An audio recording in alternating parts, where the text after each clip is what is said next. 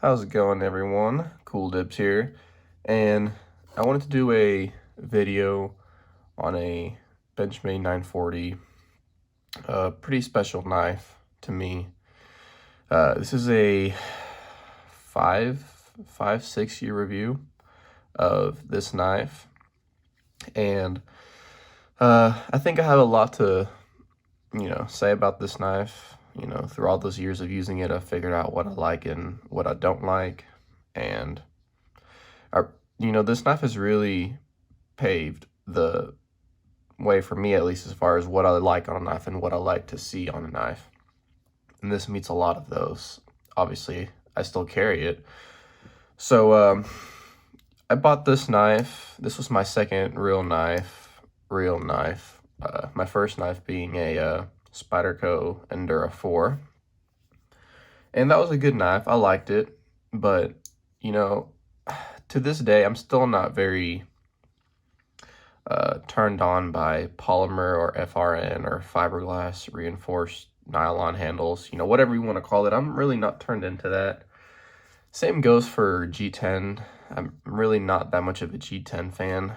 I just think it doesn't feel as premium to me as, and as sturdy as something like aluminum or carbon fiber does.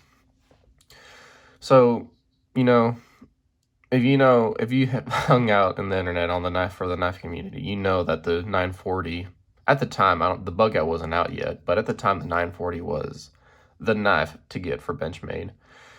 And, it was a lot of money for me, but, I saved up and I think I paid $182 plus shipping for this knife. And I was blown away by everything about this knife. I loved the aluminum handles. At first, I hated them. I didn't like the shape of it. I didn't like the color of it. But seeing it on the internet and then having it in person, it just completely changed my thoughts on this knife. And, I just went straight to using it. Now, I was very easy on this knife for the first 2 years that I owned it. I would carry it every day, but I didn't cut or, sorry to say this, but hammer on it as much as I do now. And that was until I started getting other knives. And I'll bring some of those other knives out in a second. But I started using it. I really loved this axis lock compared to the Spyderco Endura lockback, which is a great lock. This blew it out of the water as far as fidgeting with it, smoothness, it's such an ingenious lock. I love everything about it. So enough of that. Let's just get onto some of the things that I love about this knife. S30V, really like that steel. A lot of people say it's starting to get old and outdated compared to the other steels. Yeah, maybe. But I've never had any issues with this knife. I never had it rust. I've never oiled the blade. It's not too hard where it always chips out on you. It can chip out on you. Not going to say it won't, but it's not always going to chip out on you. It has good edge retention and it's easy enough to sharpen. Compared to some of the other steels that I'll be showing you, it's nice. I recently went to Florida and used this a lot around saltwater. And I did get some minor surface rust. That was the first time it's ever been exposed to salt weather. And you might not be able to see it, but right there, that's a little surface stain of rust. And I guess the rest is just worn off from use. So, if you're going to use this strictly in a saltwater environment, I'd definitely say either get the black coated blade or just keep it oiled.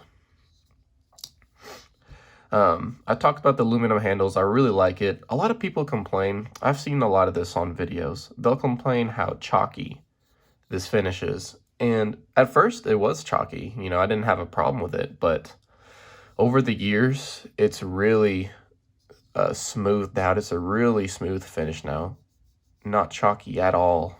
It actually feels really nice and premium. I love that about it. The coating on this is pretty good. You know, it's very durable. Obviously, after 5 years, it's looking pretty good. All these are just from dropping it, so you can't fault it for that. And then you can see the screw finishes on here are starting to wear off. I think that looks cool. Pocket clip. I changed out the pocket clip to the split arrow. I just much prefer the way this looks over the factory one. I like how this point also kind of coincides with this point. It just makes it look, to me, it's more aesthetically pleasing.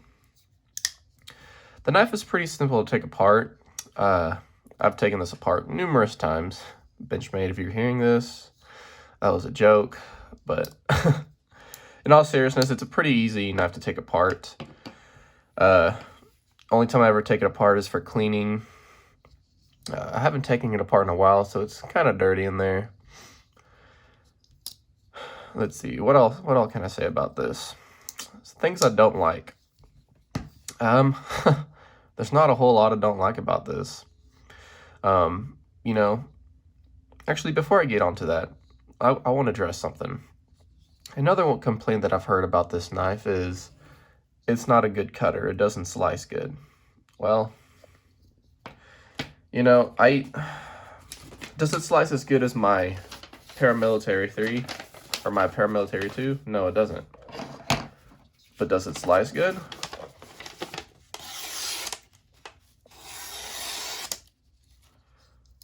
I've never cut anything with this knife. Well, let me rephrase that. I've never not been able to cut anything with this knife. And I never find myself saying, man, I wish this was a better slicer. I cut food with this all the time, and I never complain. So I think I kind of at that point, and guys are just being a little too nitpicky, saying it's not a good slicer. I mean, is it a freaking, you know, razor blade? No. But for what I mean, if you're going to be cutting tape and cardboard with this, guys, let's be real. You don't need a super thin, you know, high grind knife or, you know, blade geometry for that. But anyways, on with the other things I don't like about it. I've had a few Omega springs break on me, but I've always been able to send it off to Benchmade, get it fixed. Still annoying that I have to do that on a almost $200 knife, but whatever. Other things I don't like about it, really, to be honest, guys, that's it. There's nothing else that I don't like about it besides the Omega springs that broke. And man, I forgot what the other thing I didn't like about it was.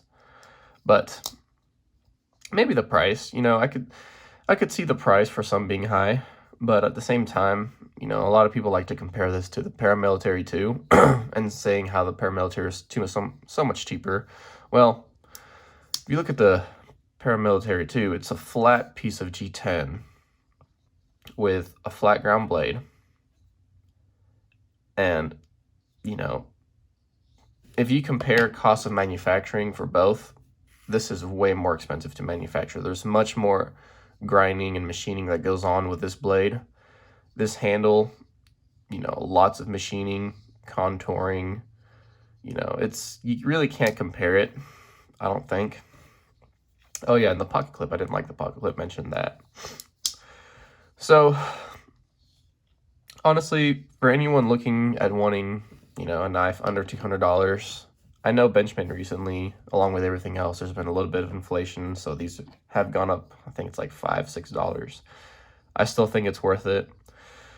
I have some experience with the Benchmade bug out.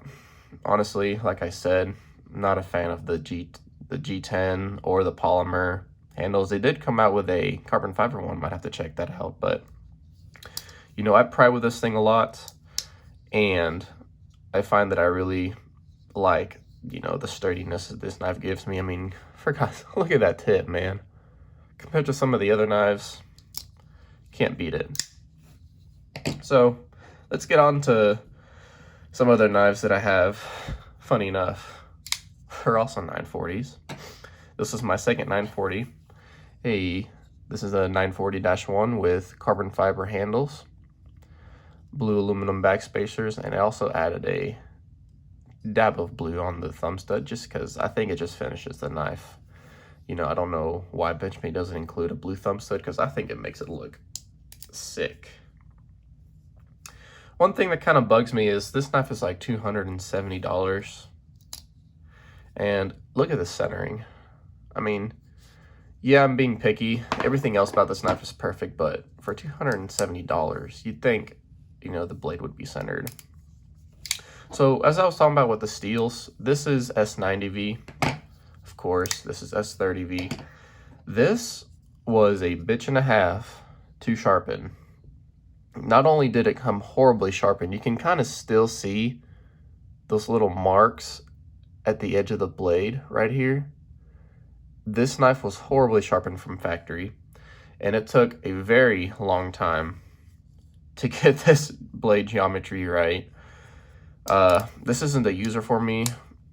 This is more of a collector knife. I have other collector knives. I only have 2 or 3 knives that I actually use, so this is actually a collector knife for me. And, you know, one thing Benchmade does right is their carbon fiber scales. Man, is this sick. So, as far as weight is concerned, you can hardly feel it weight. You can definitely feel it, but you're not going to notice it just handling it. One thing I think is interesting is the carbon fiber scales are actually thicker than the aluminum scales. A lot of people don't talk about that. I thought that was interesting. Maybe it's for rigidity. But, yep. And then this was my recent purchase. I love this knife so much that I was scared in the future they might discontinue it. You know, I don't know. Anything can happen, and so I went and got me another one. And this brought back so many memories as to when it was new. It's got the chalkiness on the on the scales, and look how I didn't realize this, guys, until I bought this. But look how much broader this blade is compared to this one. This thing has been sharpened quite a bit of times, and you can definitely tell that you know how much this has been grounded away over the years. And this one, I think I got a gem on this one, guys. This is out of the box. I haven't messed with anything. Drop shut, no blade play up and down, and centering is almost spot on. I mean, sometimes it's there, sometimes it isn't. See there, right there.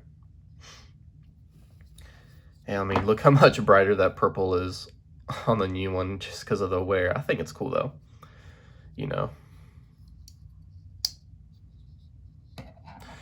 You know, one thing I forgot to mention, this will be my last point, is I do need to send this off to Benchmade because I don't know if this is a common thing with axis locks, but it's developed a bit of up and down play. It's not much, and side to side is, you know, for this not to have a drop shut action, it's always had to have a little bit of side to side play.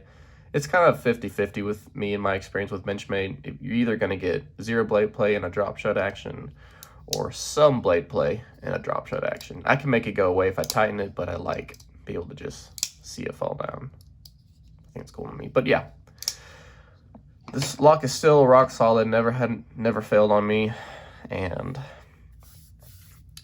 that's really all I have to say for this knife. Anyone who's thinking about getting this knife, no regrets. You won't regret it. It's very sturdy, very solid, very good looking knife.